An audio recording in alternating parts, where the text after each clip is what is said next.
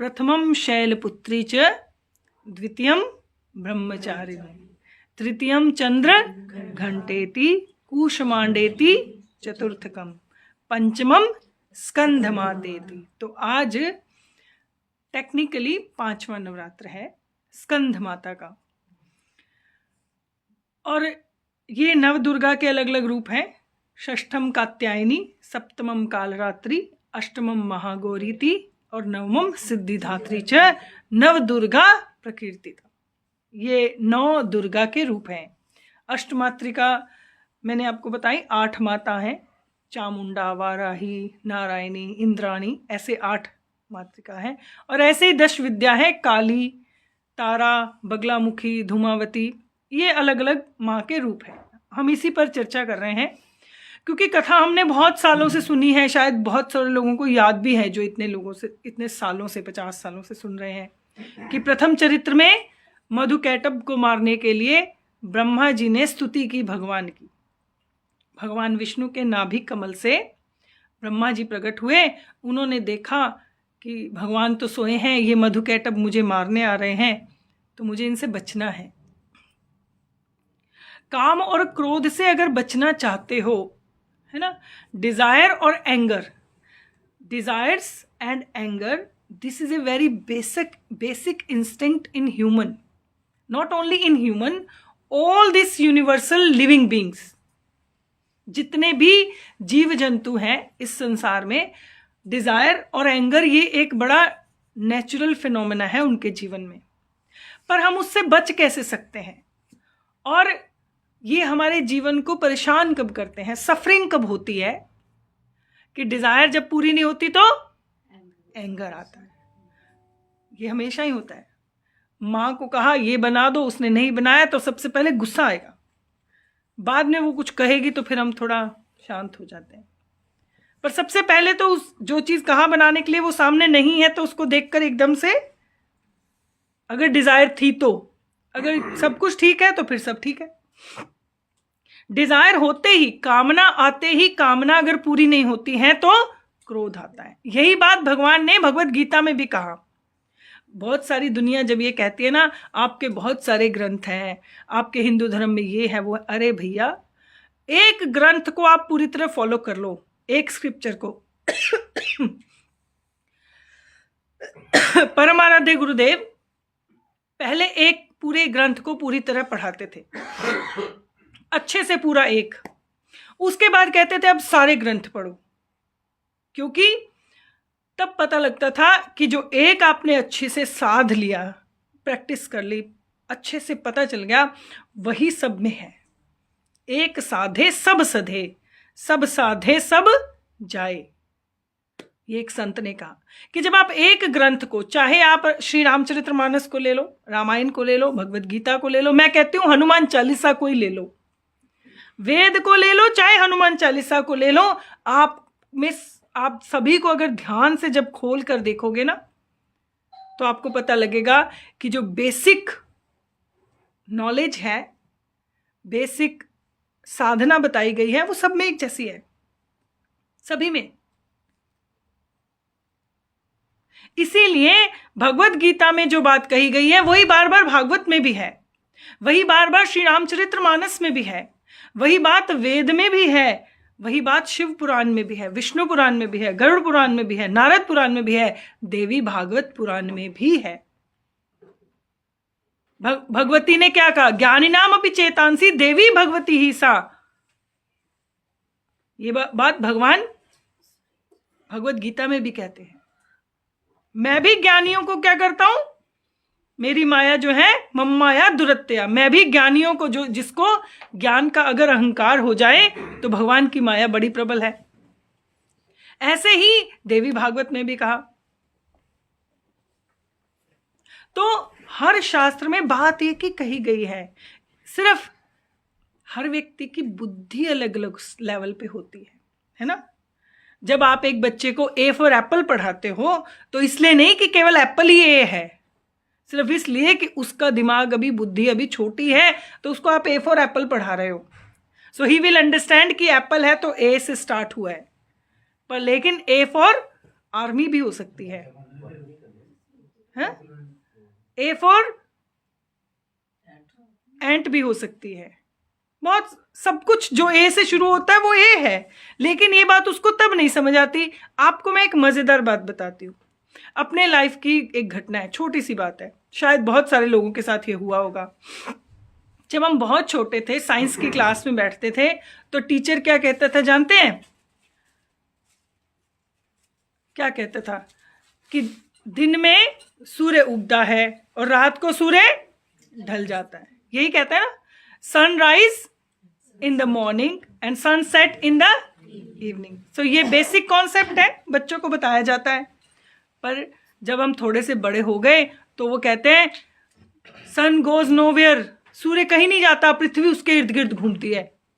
जिस दिन मैंने ये पहली बार सुना था तो मैंने पूरी रात सो नहीं पाई। मुझे लगा सारी जिंदगी हमें ये पढ़ाते रहे, सनराइज एंड सनसेट, सूर्य आता है, सूर्य भगवान आते हैं, उनको जल चढ़ाओ, फिर सूर्य चला जाता है, यही बताया ना हमें। और अब ये कह रहे हैं कि सूर्य कहीं नहीं जाता, पृथ्वी उसके इर्द गिर्द घूमती है। तो बेसिक कॉन्सेप्ट है ही ना।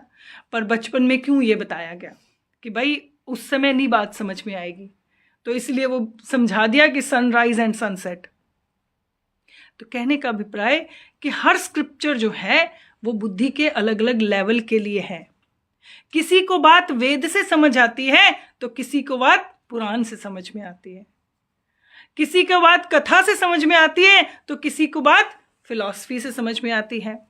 इसीलिए हमारे यहाँ वैदिक सनातन धर्म में साधना के लिए, प्रैक्टिस के लिए एक ही रास्ता नहीं है। कोई ध्यान के द्वारा जा सकता है, पर आप देखिए ध्यान के लिए क्वालिटी क्या चाहिए? कृतयुग ध्यान, तुलसीदास जी ने कहा कृतयुग ध्यान। अगर आपकी बुद्धि सतोगुणी है, प्योर सतोगुण में आप हैं, आपका खाना पीना रहना उठना, आपके आसपास के लोग सतोगुणी है, जहां केवल सत्य है, तो आप ध्यान कर सकते हो। नहीं तो आप ध्यान में नहीं बैठ सकते। अभी अब आपका ध्यान अगर ये है कि मुझे ये खरीदना है, ये बेचना है, ये लेना है, ये देना है, अभी आप उससे बाहर नहीं आए तो आपका प्राण एकदम से ब्रह्म चक्र में नहीं जा सकता, आज्ञा चक्र तक नहीं पहुंच सकता। तो बाकी ध्यान का हम कार्टून सब करते हैं, मतलब थोड़ा ध्यान में बैठ गए, नींद आ गई, अच्छा लगा तो बड़ा अच्छा ध्यान हो गया। नहीं तो ध्यान समाधि से एक स्टेप नीचे की अवस्था है, बहुत ऊंची अवस्था है ध्यान। और उसके बाद कहा कि जो त्रेता युगी के लोग होते हैं वो हवन करते हैं, यज्ञ करते हैं। तो यहां बात आती है त्रेता युगी लोग, जहां सतोगुण और रजोगुण दोनों एक्टिव हैं। मोस्ट ऑफ द पीपल जो सत्संग में जाते हैं वो इस तरह के लोग होते हैं। वो जप यज्ञ कर सकते हैं, अन्न यज्ञ कर सकते हैं, दान यज्ञ कर सकते हैं, तप यज्ञ कर सकते हैं। इन सब में भी मैं आपको बताऊं, सबसे इजीएस्ट वे है अपनी शक्ति को बढ़ाने का, शक्ति की उपासना करने का, जप यज्ञ। आप देखो जितने आपको महात्मा मिलेंगे ना, बड़े बड़े सन्यासी, बड़े बड़े, इवन जप यज्ञ करने को क्यों कहते हैं? क्योंकि जप यज्ञ बहुत इंपॉर्टेंट है। आप सोचो कि आपका मन और प्राण जो है, अभी हम जिन देवियों की बात कर रहे हैं कि 4 शक्तियां हैं, जप यज्ञ को हम 10 मिनट बाद उठाते हैं। पहले मैं 10 मिनट में आपको एक बात समझाती हूं जो हम रोज बात कर रहे हैं, कि हम 5 देवियों की बात कर रहे हैं यहाँ। एक है दुर्गा जो सृष्टि करती हैं, एक है कमला जो सृष्टि को चलाती हैं, एक जो ज्ञान देती है गायत्री, एक जो मोक्ष देती है सावित्री। ये चारों देवियां जो हैं ये दुर्गा का ही स्वरूप है। दुर्गा से ही कमला है, कमला से महालक्ष्मी, से ही महाकाली, महासरस्वती हैं, बाकी आगे आगे उनके रूप हैं। और फिर गायत्री, गायत्री से ही ब्रह्माणी आदि आगे पैदा होती हैं, और उसी से फिर सावित्री। लेकिन एक्चुअल में इस पूरे संसार में 2 चीजें कार्य करती हैं। ये होता है ना, आप अगर बहुत ज्यादा डिवीजन करो तो कहते हैं जी ये हमारी डिविजन्स हैं। फिर उसको भी हम शॉर्ट करना चाहें, हमने नव दुर्गा, अष्टमात्रिका, 10 विद्या को 5 में बांध दिया। अब मैं इन 5 को 2 में बांध रही हूं। वो 2 है दुर्गा और श्री राधा। हमने अभी 5वें की बात नहीं ना की अभी तक, वो 5वीं है श्री राधा। दुर्गा जो है वो क्या है? हमारी मन शक्ति है, मन की शक्ति है। और श्री राधा क्या है? प्राण की शक्ति है। ये 2 शक्तियों से ही आप जीवित रह सकते हो। अगर आपकी बुद्धि नहीं चलती तो भी आप कोमा में पड़े रहोगे, if your brain is not working. सुना है ना आपने, लोग अगर ब्रेन नहीं चल रहा तो वेजिटेटिव स्टेज में पड़े रहते हैं। और अगर आपका प्राण नहीं चल रहा फिर तो बॉक्स में जाएंगे सीधा। ये 2 ही शक्तियां हमारे जीवन को चलाती हैं। अब प्रश्न ये है कि इन दोनों का जन्म एक साथ होता है। आप श्वास लेना बंद करो 30 सेकेंड, डू एक्सपेरिमेंट हेयर। मतलब वैदिक सनातन धर्म कहता है यहीं बैठकर तुम अनुसंधान करो, बैठ के देखो, श्वास को रोको, आपका मन अपने आप रुक जाएगा। रोक के देखो 30 सेकेंड, डोंट ब्रीथ। एक्सेल और इनहेल नहीं करो, आप में जो सोचने की शक्ति है वहीं स्टॉप लग जाएगा। आप कुछ सोच नहीं पाओगे, आप कुछ मनन नहीं कर पाओगे, क्योंकि ये दोनों क्या है? ट्विन्स हैं, एक साथ पैदा होती हैं। और जब आप अच्छे से श्वास लेते हो तो आपका मन सोचने के लिए चला जाता है, कभी कुछ मनन करने लगता है। ये दुर्गा शक्ति, इसको कहते हैं ज्ञान गुणात्मकम जगत। ये श्री राधा और दुर्गा, ये 2 शक्तियां जो हैं हमें चलाती हैं। तो मन को कंट्रोल करना बहुत मुश्किल है, बहुत आसान नहीं है। मन आपके कंट्रोल में आ जाए फिर तो आप ही भगवान है। मन के जीते जीत हैं, मन के हारे हार। मन को जो पा गया वो कहो परमात्मा को पा गया। और अर्जुन ने भी यही बात भगवान कृष्ण से कही, चंचलम ही मना कृष्ण प्रमाथि बलवदृढ़म। और ये सबसे बलशाली भी है। क्यों है? क्योंकि भगवान ने क्या कहा 11वें अध्याय में, इंद्रिया नाम मनश्च अस्मि। भगवान का ही रूप है, कैसे पकड़ोगे? तभी तो कहा मन को पकड़ा तो भगवान मिल जाएंगे। मन ही तो भगवान है, भगवान ने खुद कहा है। आप खुद 11वां अध्याय 10वां अध्याय उठा के देख लो गीता का। इंद्रिया नाम मनश्च अस्मि, मन मैं ही हूं। और मन को इसीलिए कंट्रोल करना मुश्किल है। तो मन तक तो पहुंचना बड़ा मुश्किल है, पर एक चीज आपके कंट्रोल में है। क्या कंट्रोल में? आपका श्वास लेना आपके कंट्रोल में है भाई। आप बड़ा इंटेंशनली ब्रीद इन और ब्रीद आउट कर सकते हो, जिसको प्राणायाम कहते हैं। आपका प्राण, आपको कितना प्राण मिला है ये आपके कंट्रोल में नहीं है, कितनी आप श्वास लोगे, लेकिन आप श्वास अपनी मर्जी से ले सकते हो।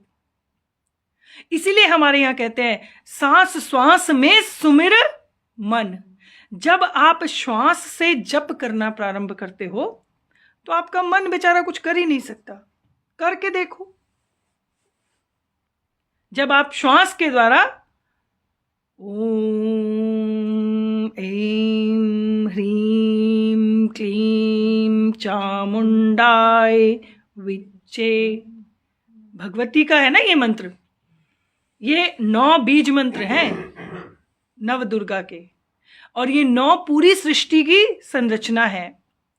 ऐं ह्रीं क्लीं चाम मुंडा यै विचै। चय आपका मूलाधार तत्व है, जिसको पृथ्वी कहते हैं, मैटर, इंग्लिश में उसको मैटर कहते हैं। We water, we is water, ये अग्नि तत्व है। चामुंडा, डा एयर, एयर तत्व है, जिसको आप वायु कहते हैं। वायु से ऊपर ईथर, मुन आपका आकाश तत्व है। उसके बाद रह गए अहम, बुद्धि, चित्त और मन। 5 और 4 9। ये 9 बीज मंत्र हैं, 9 तत्वों को सृष्टि करने के लिए भी, चलाने के लिए भी और कंट्रोल करने के लिए भी। और ओम तो ब्रह्म है ही है। ओम ऐं ह्रीं क्लीं चामुंडायै विच्चे। तो इसी प्रकार साधना होती है, लेकिन साधना प्राण से ही होगी। अगर आप मन को कंट्रोल करने की कोशिश करेंगे तो फिर भाई बड़ा लंबा रास्ता है ना।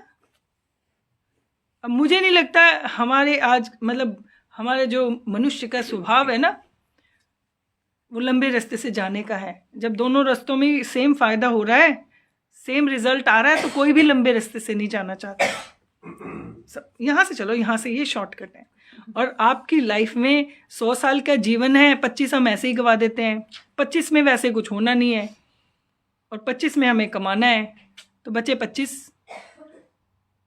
तो अगर आप उस प्राण को भी कंट्रोल करके, प्राण को ही कंट्रोल करके मंत्र जपा जा सकता है।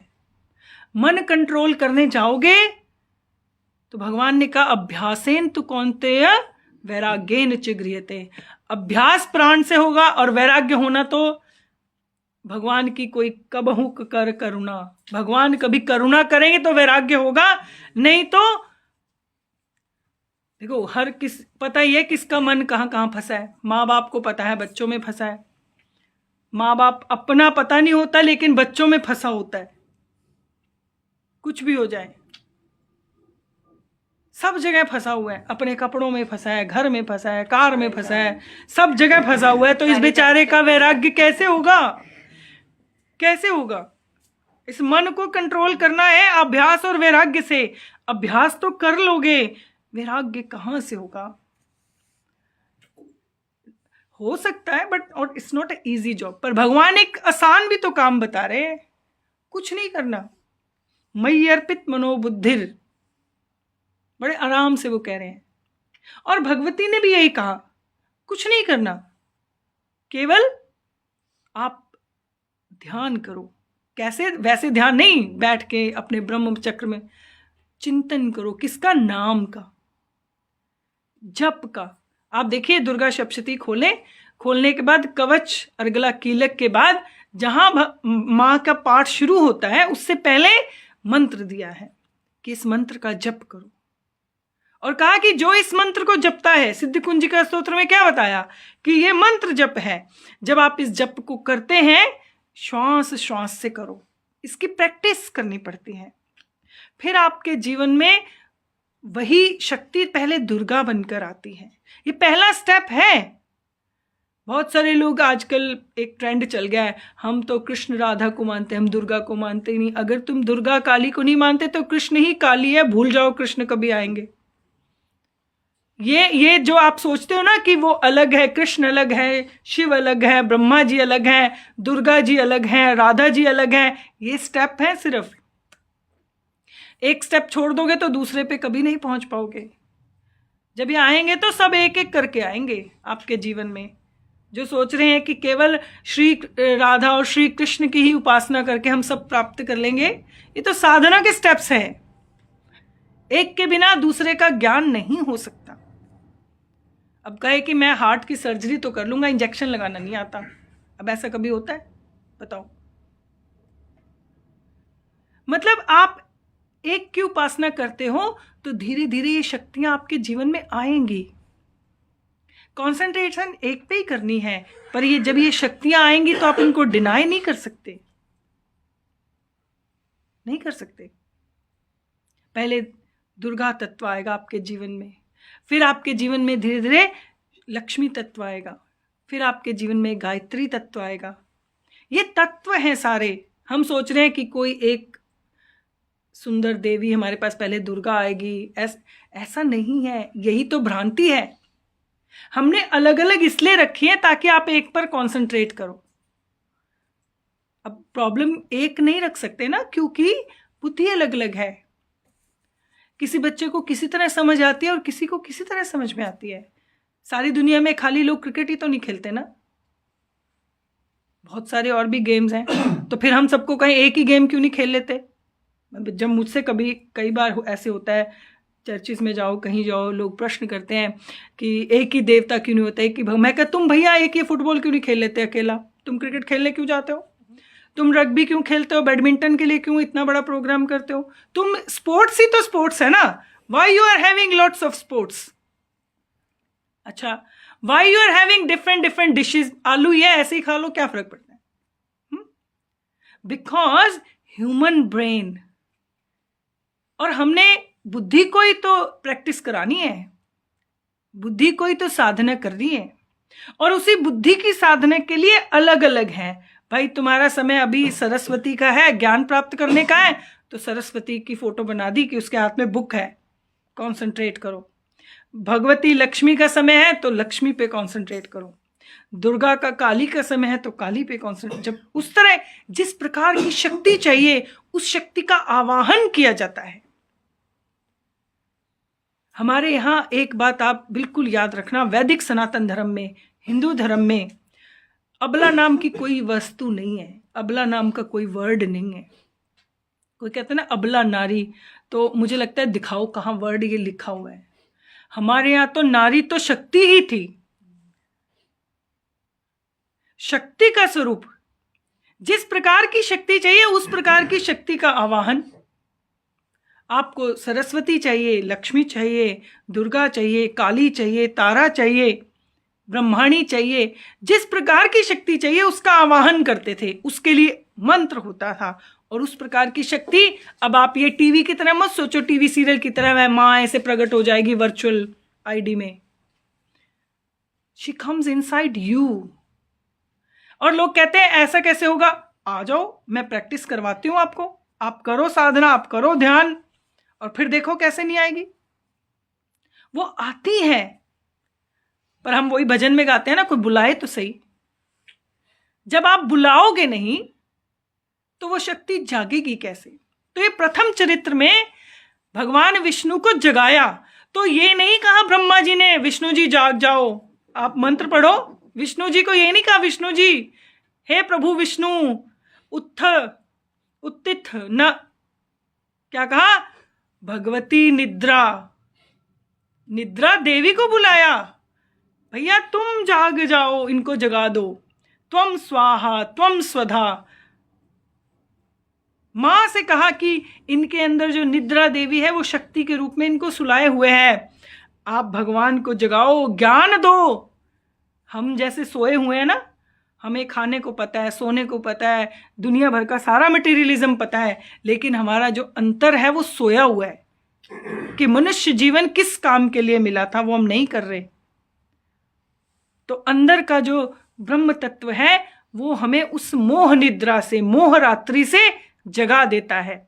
जब वो जाग जाता है तो वो काम और क्रोध को मार देता है। तो हमारे अंदर से तब से फिर कामना, डिजायर एंड एंगर, हमने वहीं से शुरू किया था ना। जब ये ज्ञान का उदय होगा, आपको हमारे यहाँ लैंग्वेज में कहते हैं ना आजकल एनलाइटनमेंट हो गई उसको, जब वो हो जाएगी तो there will be no desire, there will be no anger. तो मधु भी मर जाएगा और कैटअप भी मारा जाएगा, कामना भी समाप्त हो जाएगी और क्रोध भी समाप्त हो जाएगा। जब कामना ही नहीं है तो मां ने जो प्लेट में डाला उसे प्रेम से खा लिया, तो क्रोध आएगा ही नहीं, तो क्रोध का कोई मतलब ही नहीं है। जब आपने कुछ मांगा ही नहीं तो जिसने जो भी दिया यू विल बी हैप्पी, तो आपके जीवन में प्रसन्नता होगी। और वही हम चाहते हैं कि हमारा जीवन सुंदर हो और प्रसन्न हो। तो इस शक्ति की उपासना कैसे करनी है, कहानी का अपना एक रोल है, पार्ट है, पर उस कहानी को समझ के वैदिक रूप में कि कैसे इसकी उपासना करनी है, आप वही उपासना करते रहें और उस भक्ति को, उस शक्ति को अपने अंदर जागृत करें। तो कल से हम फिर जो पांचवी हमारी शक्ति है, मोक्ष से भी ऊपर एक शक्ति है, वो है श्री राधा, हम उसके बारे में बात करेंगे। हरि ओम।